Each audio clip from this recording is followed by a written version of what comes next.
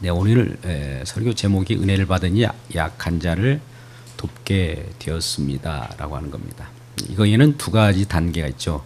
은혜를 받는 단계가 있을 거고 약한 자를 돕는 단계가 있을 것입니다. 약한 자를 돕고 은혜를 받는 것이 아니라 은혜를 받아야 약한 자를 도울 수 있다라고 하는 것이죠. 이런 차원에서 오늘 말씀을 듣고자 합니다. 그렇다면 은혜란 뭘까요? 우리가 은혜 받으러 갑시다. 은혜 받읍시다. 이런 인사를 할 텐데 이 은혜가 뭘까요? 우리의 어떤 감정적인 연결일까요? 은혜라는 것은 무엇일까요? 우리가 느끼는 은혜, 실컷 웃는 것일까요? 뭐 어떤 기분 좋은 상태일까요? 네, 우리 생각입니다. 이를테면 이러한 은혜가 기분 좋은 상태나 감정적인 그런 상황이라면 마약처럼 은혜도 한동안 우리에게 미치다가 중단될 것입니다. 그 이후에는 공함만 따릅니다. 그래서 은혜의 분별, 과연 은혜가 무엇인가? 은혜는 우리가 만들어내는 것이 아니에요. 하나님이 주시는 거예요. 은혜는 선물입니다. 그래서 은혜라고 하는 것이지 인간이 어떤 것을 만들어내서 분위기를 조성한다고 해서 되는 것이 은혜가 아니고 눈물을 질질 짜고 감동에 의해서 거기에 통곡한다고 해서 은혜가 되는 것이 아니라 은혜는 우리 자신의 존재를 아는 것부터 시작합니다. 과연 우리 존재가 무엇인가를 어디서 와서 무엇을 하다가 어디로 가느냐를 아는 것으로부터 은혜가 시작된 거예요. 오늘 로마서 11장 36절 말씀, 모든 것은 주에게서 나서 주로 말미암고 주께로 돌아간다. 그 속에서 하나님의 보호하심과 하나님의 인도하심을 알 때 네 자신의 존재도 알고 이러한 존재, 무력한 존재로서 하나님을 의지하며 하나님의 은혜를 간구할 때 주시는 그 은혜가 진정한 은혜라고 하는 것입니다. 그래서 이러한 은혜를 아는 것은 내 자신의 존재가 어떤 상태이고 어떤 자인가부터 출발해야 하는 것입니다. 여러분, 우리는 세상 상식으로, 세상 가치관으로 볼 때에 하나님이 우리에게 어떤 은혜를 베풀려고 하면 은혜를 주실 자를 찾아오셔요. 근데 우리는 은혜를 이미 입었다 생각하고 은혜 받을 필요가 없고 부족함이 없다라고 느낄 때에 하나님은 이러한 자를 오히려 배제하십니다. 세상 가치관 속에서는 뭔가 똑똑하고 부족함이 없는 자를 선택해서 뽑아서 그 일을 시킬 것입니다. 근데 이상하리만큼 우리 하나님, 예수님은 의인보다도 똑똑한 보다도 또 빈틈없는 사람들보다도 부족하고 연약하고 약한 자를 찾아서 그를 선택해서 들어 쓰시는 놀라운 파라닥스가 있는 겁니다. 그래서 세상 가치관 속에서는 의인을 부르러 오는 것이 당연할 거예요. 하나님은 똑똑한 사람을 뽑아서 세워서 써야 과연 그것이 통치가 잘 이루어질 거고 무엇인가 일이 성취될 거 아닙니까? 그런데 세상 방법과는 달리 부족한 자들을 찾아오셨다는 겁니다. 예수님은 죄인을 부르러 오셨다라고 하는 것이죠. 오늘 말씀의 첫 번째 우리의 키워드는 그런 겁니다. 사실 창세전에 우리 주님의 품 안에 있던 자를 우리 주님은 이 땅을 창조하고 나서 찾으러 오신 거예요. 우리는 이걸 창세전 언약이라고 합니다. 이 세상을 조성하고 창조하기 전부터 우리는 주님의 품 안에 있었어요. 그런데 이 땅을 창조하고 이 땅에 태어나게 했습니다. 우리는 이 땅에 태어나서 살아갈 때 힘들고 어렵기 때문에 버려진 채 혹은 던져진 채 버려진 존재 던져진 존재라고 우리가 표현할 수 있습니다만 이러한 자들을 찾으러 오신 거예요. 나그네와 같이 이 땅에 발을 붙여 살아가지 않고 누군가를 기다리며 소망하는 그러한 상황 속에 놓여 있는 우리를 찾으려고 오신 분이 우리 하나님이셔요. 그분은 창조 세계 밖에서 이미 그곳에서 이 땅에 내 백성을 찾으러 오겠다고 오래전부터 계획하고 약속을 하셨어요. 말씀으로 약속해서 언약이라고 하는 것입니다.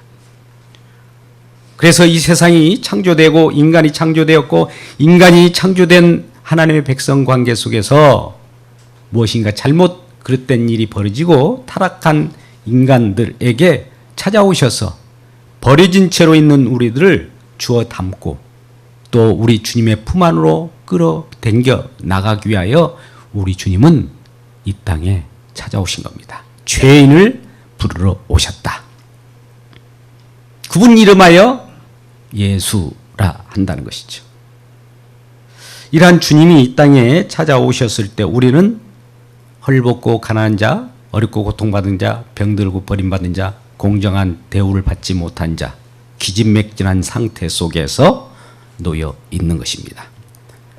이러한 자들이 탄식하며 무엇인가 나는 결핍이 있어요. 나는 내 한계점을 압니다.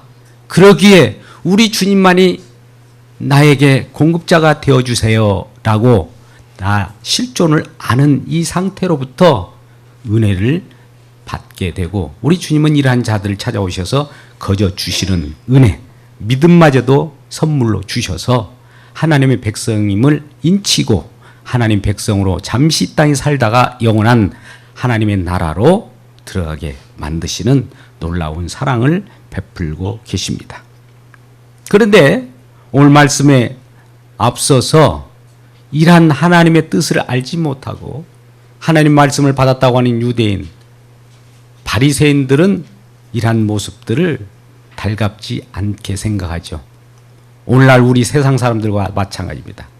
내가 똑똑하고 부족함이 없고 내가 갖췄는데 갖추지 못한 사람하고 공정하게 대우한다면 이게 공평한 사회냐? 이렇게 우리가 대항하는 것 같습니다. 그런데 우리 주님은 왠지 모르게 이 세상에서 많은 사람들이 정착하고 제대로 살아가는 사람들이 있는가 하면 그러지 못하는 사람들로 내버려 두는 이유는 하나님의 하실 일을 보여주기 위한 거예요. 어떤 사람은 맹인으로 살아가는 자들이 있습니다. 어떤 사람은 장애인으로 살아가는 자, 어떤 사람은 힘들어 살아가는 그 자체가 무엇인가 저주받아서 그렇게 살아가는 것이 아니라 장차 하나님의 영광을 보기 위하여 하나님이 어떤 일을 수행함으로써 그들이 결과적으로 세상 사람들에게 천대받고 비난받지만 궁극적으로 먼저 된 자 나중되고 나중된 자 먼저 되는 그 놀라운 역전의 드라마를 우리에게 가르쳐 주고 있습니다. 여러분, 우리의 실존은 어떤 상태입니까? 아무 부족함이 없으십니까? 아니면 아직도 내게는 결핍이 많고 누구로부터 비난을 받고 여러 가지 애태움을 받는 상황 속에 놓여 있습니까? 바로 그것이 우리 주님을 간구하고 우리 주님을 바라볼 수 있는 절호의 찬스입니다. 그런 상황 속에서 우리 주님을 바라보고 주님께 주시는 그 은혜를 간구하시기를 주의 이름으로 축복합니다. 그래서 천국, 하나님의 나라는 이란 인간의 어떤 완벽함으로 들어가는 나라가 아니에요. 인간이 어떤 것을 갖춤으로 들어가는 나라가 아니라 하나님의 의를 덧입어서 나가는 겁니다. 우리가 부족하기 때문에 하나님의 은혜를, 하나님이 주시는 그 의를 뒤집어 쓰고 하나님 나라에 들어가는 거예요. 그러니까 우리 주님께서는 우리에게 은혜를 주시고 믿음을 주셔서 하나님 나라를 들어갈 수 있는 그런 특권, 티켓을 주신 거예요. 인간의 의로는, 인간의 똑똑함으로는, 인간의 특권으로는 들어갈 수 없고 우리 주님의 특권, 우리 주님이 주시는 티켓 받은 은혜로만 들어가는 나라가 하나님 나라예요. 그렇다면 이러한 하나님께서는 이와 같이 우리에게 티켓을 주는 목적이 뭘까요? 주신 그분의 공로를 찬양하고 천국에서는 우리를 이 땅에 버려진 채로 내버려 두지 않고 우리를 구원하셔서 하나님의 의로운 나라, 진정한 기쁨이 있는 나라에서 누구의 공로로 우리가 이렇게 살아가느냐를 날마다 알게 하셔서 그 공로를 우리가 찬양하고 그분을 기뻐하는 그러한 찬양의 나라이기 때문에 그러한 찬양을 위하여 우리 주님께서 우리를 창조하셨고 우리를 불러내신 겁니다. 단지 우리를 구원하셨을 뿐만 아니라 구원받은 백성들로부터 찬양을 받고 왜 구원하셨습니까? 우리 주님 하신다면 우리 주님께서는 우리를 구원하셔서 하나님의 공로, 구원하신 그분의 뜻을 따라 하나님께서 영광 받으시기 위하여 우리를 구원하셨다는 이 뜻을 분명히 아는 것이 중요하다는 것입니다. 그래서 우리는 날마다 이 땅에 살아가는 동안에 하나님 불쌍히 여겨주시옵소서. 나는 이 땅에서는 결핍되어 있습니다.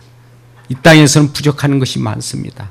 이 땅에서 갈아갈 염두도 못 냅니다. 하나님 저를 긍휼히 여겨주시고 불쌍히 여겨주셔서 하나님의 의를 덧입혀 주십시오라고 하는 것이 우리의 기도 제목이 되어야 합니다.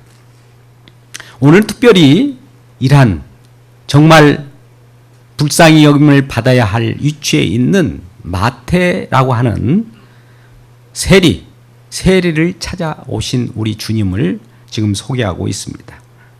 9절 말씀입니다. 예수께서 그곳을 떠나 지나가시다가 마태라는 사람이 사관에 앉아 있는 것을 보셨다. 이 예수님은 이곳저곳을 누비면서 천국 하나님 나라를 소개하고 하나님 나라에 대한 부분들을 알려주면서 기적도 행하십니다. 그러면서 어느 지역을 지나가시다가 마태가 세관에 앉아 있는 것을 보셨다. 우리도 마찬가지로 어디에 앉아 있든 우리가 앉아 있는 자리가 있어요. 처소가 있습니다. 운신의 폭이 있는 곳에 있게 되겠죠. 마태라고 하는 직업이 세리였습니다. 세관장이었어요.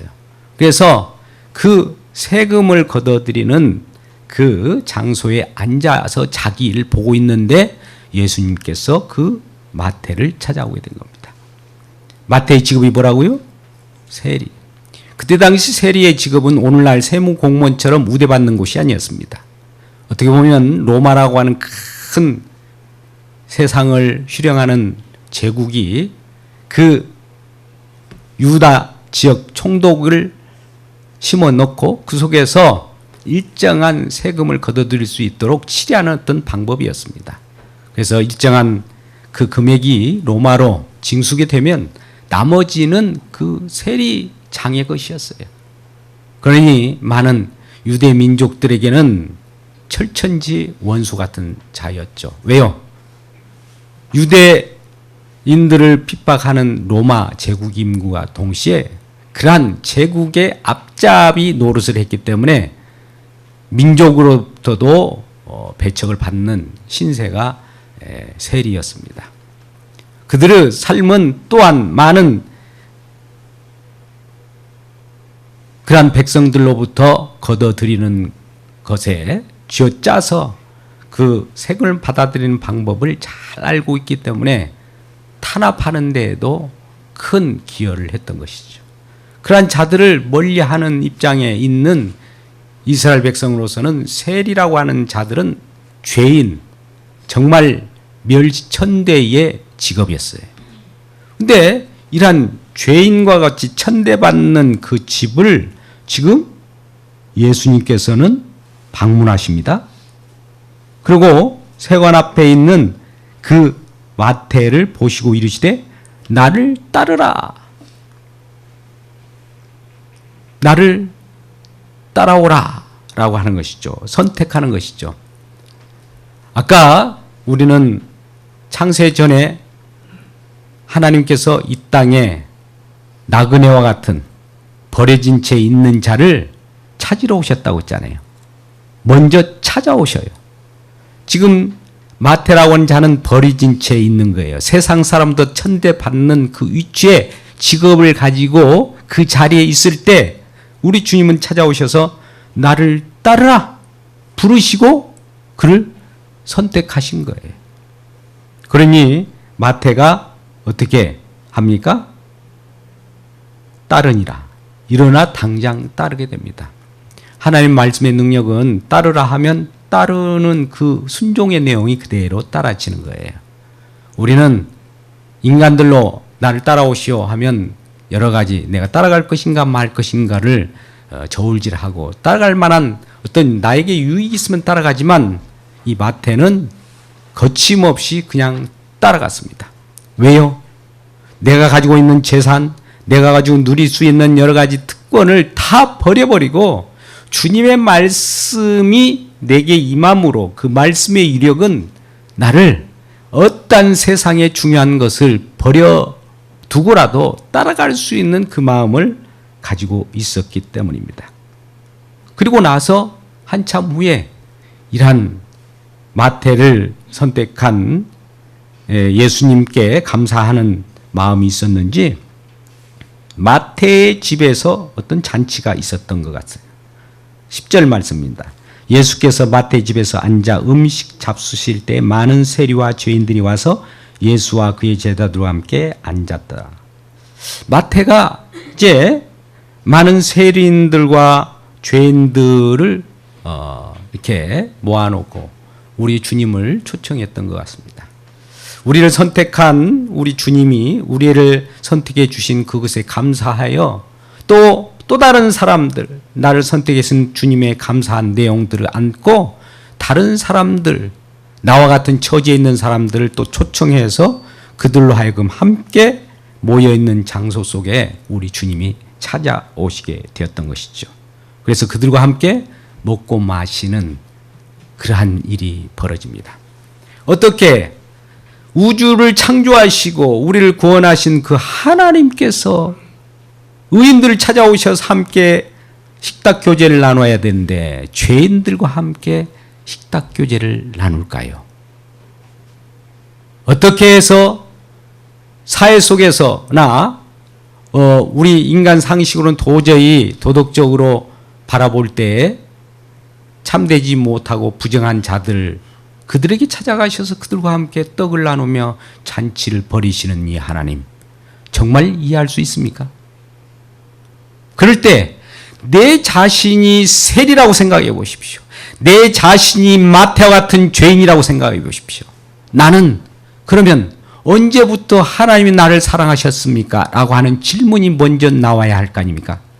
나의 실존을 아는 것이 은혜 받는 첫 번째 이유인데 내 자신도 알아보지 못하고 나는 아무런 부족함이 없는데 왜 하나님은 나와 같은 부족함 없는 자를 찾아오지 않고 저와 같이 부족하고 별 볼품 없는 세리 죄인들을 찾아가십니까? 이러한 비아냥을 거릴 수도 있는 것이죠. 예, 바로 바리새인들이 그랬어요. 11절 바리새인들이 예수님께서 죄인들과 함께 식사하는 것을 보시고 그의 제자들에게 이르되 어찌하여 너희 선생은 세리와 죄인들과 함께 잡수시느냐? 이런 질문을 할 수밖에 없는 거예요. 나와 같은 똑똑한 사람을 내버려 두고 빈차리 같은 저들을 왜 선택하셨습니까? 나와 같은 우수한 인재를 놔두고 저와 같이 그 흠 있는 자들을 선택했습니까? 라고 질문한 것과 같죠. 예수께서는 그렇게 비아냥거리는 것을 직접 듣지 않아도 마음속에 그들이 어떤 대화가 오고 가는 것을 금방 아신 분이에요. 우리의 마음, 패부까지도 다 감찰하신 분이기 때문입니다.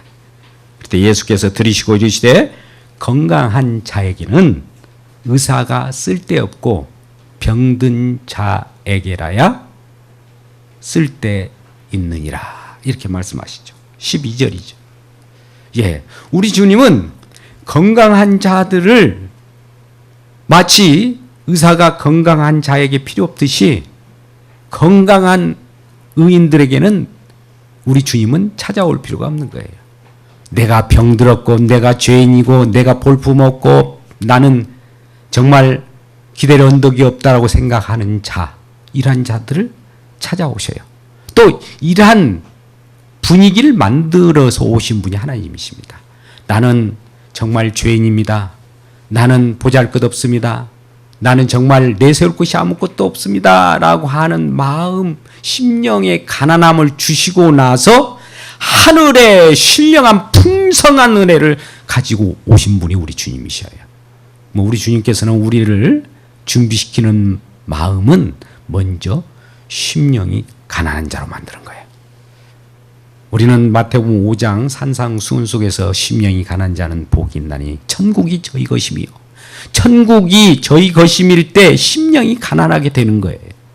과연 그런 자들에게 하나님은 오셔서 그들에게 은혜를 주시고, 정말 우리는 죄인으로 살아갈 수밖에 없고 또 하나님을 섬길 수 없는 입장에 있지만 우리 주님이 찾아오신다면 이것이 우리의 모든 것으로 알고 살겠습니다라는 고백을 하는 자들에게 진정한 주님으로 등극하게 되는 것입니다. 이런 내용들을 가지고 또 13절에 가서는 더 한층 더 나가서 너희는 가서 내가 긍휼을 원하고 제사를 원하지 아니하노라 하신 뜻이 무엇인지 배우라. 이미 호세아 6장 6절의 말씀입니다. 우리는 제사와 관련해서 호세아 6장 6절 말씀 보니까 나는 인애를 원하고 제사를 원하지 아니하노라 이런 말씀합니다. 제사보다 은혜를 원한다는 거예요. 제사를 전혀 원하지 않는 것이 아니라 제사보다도 인애를 원한다는 거예요. 인애가 뭡니까? 긍휼히 여김, 자비라고 하는 겁니다. 일명 헤세드라는 표현을 하는데요. 우리 주님께서는 은혜를 베풀기를 원하고 하나님께서 주시기를 원하지 하나님께서 받기를 먼저 원하지는 않는다는 거예요. 우리는 로마서 11장 35절 말씀, 우리가 무엇을 하나님께 갚아서 우리가 하나님이 주시는 것을 구하리요 라고 하는 표현을 합니다. 우리는 하나님께 먼저 드렸기 때문에 은혜를 받는 것이 아니라 먼저 받았기 때문에 먼저가 있어요. 먼저 인애, 먼저 찾아오심, 먼저 긍휼하심을 받고 우리 주님이 주시는 은혜대로 날마다 이러한 은혜를 나누는 것입니다. 우리는 히브리서 4장 15절 말씀, 긍휼하심을 받고 때를 따라 돕는 은혜를 얻기 위하여 은혜의 보좌 앞에 담대히 나아갈지어다 이런 말씀하잖아요. 우리는 먼저 긍휼하심을 받아야 해요. 불쌍히 여기심을 받아야 해요. 불쌍함을 받으라는 것이 아니라 불쌍히 여기심을 받아야 돼요. 우리의 처지가 어떤 처지인데, 내가 죄인인데 의인인 채 하면서 하나님께 나아가는 것은 옳지 않습니다. 여러분, 하나교회에 오실 때, 예배 가운데 오실 때 가정 가운데서 깨끗이 하고 나와야 되겠다. 이 마음은 중요합니다만 있는 모습 그대로 오십시오. 죄인된 모습으로 오십시오. 왜냐하면 이곳에서 하나님께서 기다리는데 그분은 긍휼 베풀기 위하여 죄인된 모든 분들이 오기를 원하기 때문입니다. 죄인이 자기 죄를 다 처리하고 깨끗게 자기 나름대로 나는 죄가 없어 라고 청결한 상태로 나는 의인처럼 거들먹거리며 예배 가운데 나오는 자들은 이미 의인 되었기 때문에 하나님께서는 그를 찾지 않습니다. 물론 그는 자신이 의인이고 병든 것이 없기 때문에 하나님을 찾지도 않을 뿐더러 단지 하나님 앞에 나올 때 자기를 자랑하기 위하여 나올 뿐이죠.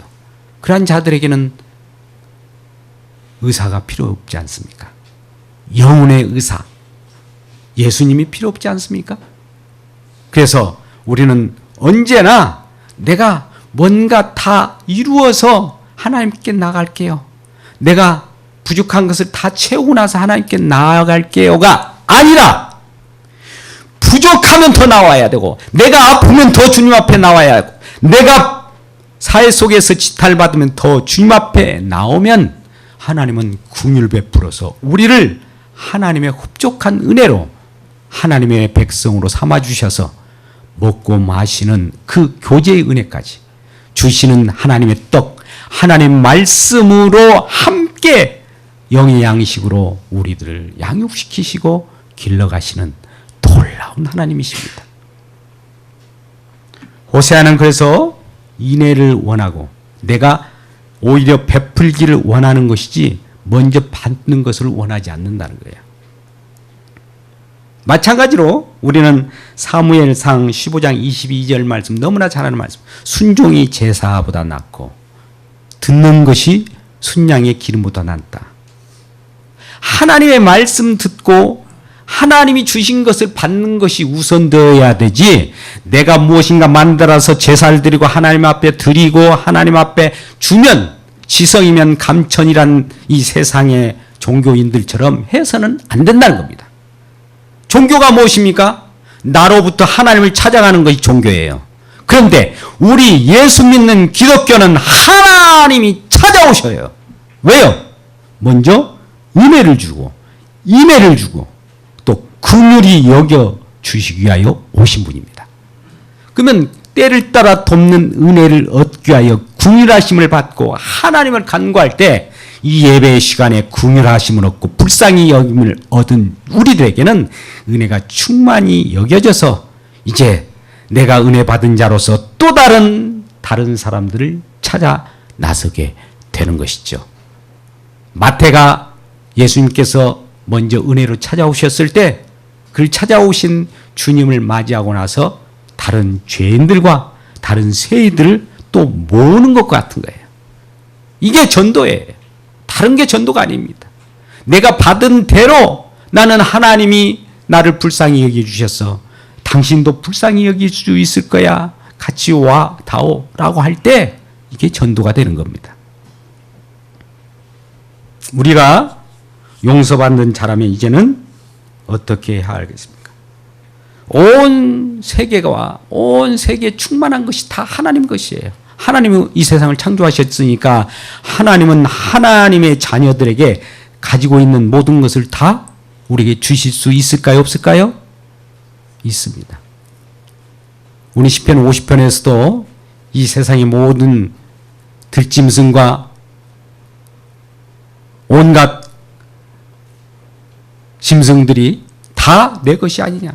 온 세계의 것이 있는 것이 다 내 것이 아니냐. 이렇게 말씀하셔요. 그렇다면 하나님의 것인데 하나님 백성들에게 더 많은 것을 주시지 않겠습니까? 그런데 우리는 결핍 속에 살아갑니다. 많은 사람, 가난한 자대로, 없는 자대로, 또 물론 이런 경제적인 부만을 뜻하는 것이 아니라 정신적으로도 정말 피폐해져 있는 자들이 많이 있어요. 버려진 자처럼 보여요. 왜 이렇게 부족한 모습을 보이게 할까요? 다 주지 못하고 부족한 채로 하나님께서 우리들에게 그렇게 있게 만드는 것은 무엇일까요?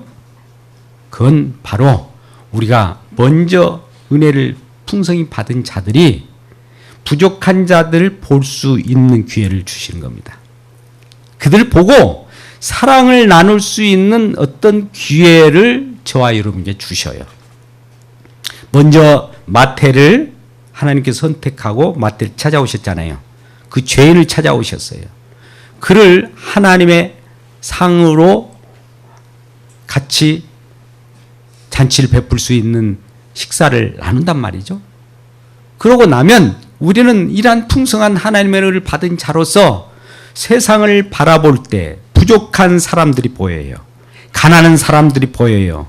불쌍히 여김을 받아야 할 자들이 눈에 보일 때 하나님의 은혜를 받은 자들로서 이제는 그들을 도울 수 있는 특권을 우리에게 주신 겁니다. 할렐루야.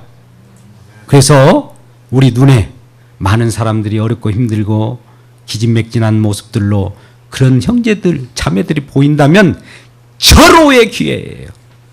하나님께서 받은 은혜가 있다는 것을 증거할 수 있는 기회고 또 그러한 은혜는 끊임없는 은혜이기 때문에 그들을 향하여 은혜를 나눌 때 또 다른 은혜가 우리에게 넘쳐납니다. 하나님은 엄청난 풍부하신 분이고 부유하신 분이기 때문에 언제라도 부족한 것들 다 메워줄 그러한 의향을 가지고 있는 것입니다. 그래서 우리는 하나님께서 용서받지 못할, 어떻게 보면 세상 속에 저주받아 마땅한 세리와 같은 죄인이나 우리를 용서하시고 사랑해 주셔서 찾아오시는 우리 주님의 사랑을 받은 자라면, 이런 용서함을 받고 죄사함을 받은 자라면 또 다른 죄인들을 향하여 우리가 손을 내밀 수밖에 없는 겁니다. 그래서 우리는 긍휼하심을 받고 하나님의 은혜를 받은 자로서 긍휼을 행하여야 합니다. 야고보서 2장 13절 말씀을 보면요, 우리는 긍휼을 행하지 아니하면 긍휼 없는 심판을 받는데요. 그리고 긍휼은 심판을 이기므로 긍휼을 자랑하게 된다는 거예요. 날마다 하나님의 은혜, 하나님의 용서하심, 하나님의 긍휼을 드높일 때 진정한 우리에게는 긍휼 없는 심판이 아닌 날마다 불쌍히 여기 주심을 가지고 날마다 하나님은 우리를 어떠한 상황 속에서도 힘들고 어려운 가운데 찾아오셔서 우리를 불쌍히 여기시고 손을 내밀어서 일으켜 주시고, 너와 나는 한 가족이고 나는 너의 하나님이고 너는 나의 백성이라고 하는 것을 증거해 주신다는 겁니다. 그래서 우리는 먼저 사랑을 받아야 되고 긍휼함을 받아야, 은혜를 받아야 남을 사랑할 수 없어요. 내가 하나님께 긍휼하심을 받고 하나님께 불쌍히 여김을 받지 않고 하나님 은혜를 받지 않는 상황 속에서 남을 사랑하고 남을 불쌍히 여겨준다는 것은 있을 수 없어요. 또 불쌍히 여길 수도 없을 뿐더러 남을 도울 수도 없어요. 가난한 자들이 있거들랑 내가 무조건 돕는 것이 아니라 하나님의 받은 은혜대로 그냥 전하면 되는 겁니다. 그래서 우리가 주께 받은 은혜, 사랑으로 영혼을 먼저 사랑한 다음 우리는 어떤 사역과 일을 해야 돼요. 사역과 일 그 자체가 중요한 것이 아니에요. 주신 사랑이 얼마나 큰가? 은혜가 얼마나 큰가를 깨달을 때, 일한 깨닫고 주신 사랑을 알고 나서 형제 자매들에게 가서 사역을 하면 하나님께서는 부족함이 없도록 우리에게 그 사역을 감당할 수 있는 힘과 능력을 또 주셔요. 성령으로 충만하셔서 사역이 즐겁고 또 많은 사람을 돕고 가난한 자들을 일으켜 세우는데 즐거움으로 할 수 있는 은혜를 보장하고 계십니다. 오늘 말씀을 맺을까 합니다. 진정 은혜를 받고서야 가난한 자, 약한 자를 돌볼 수 있다는 것이죠. 약한 자, 가난한 자를 도우려고 먼저 앞설 것이 아니라 은혜를 받아야, 그 은혜는 내가 가난한 자로서 먼저 불쌍히 여김을 먼저 받았기 때문에 또 다른 불쌍히 여김을 받아야 할 자들을 찾아 나갈 수 있도록 하나님께서 우리를 또 푸시업 시켜버립니다. 그래서 우리 온전히 먼저 주님 앞에 나와 은혜를 받고 긍휼하심을 받고 자비를 받고 있을 때 우리는 진정한 영혼의 의사이신 우리 주님이 우리를 고쳐주심으로 고침을 받았다는 것을 알려주고, 세상 속에서 정말 힘들어하고 영혼의 의사를 기다리는 자들에게 가서 고침을 받았다는 것을 가르쳐 주면서 특별하게 죄사함의 은총, 용서의 은혜를 아릴 때 그들도 새로운 생명으로 태어남과 동시에 하나님의 놀라운 백성으로 살아가기를 우리 주님이 원하시는 겁니다. 이러한 하나님의 긍휼의 백성으로 살아가는 저와 여러분 되시기를 주님의 이름으로 축복합니다.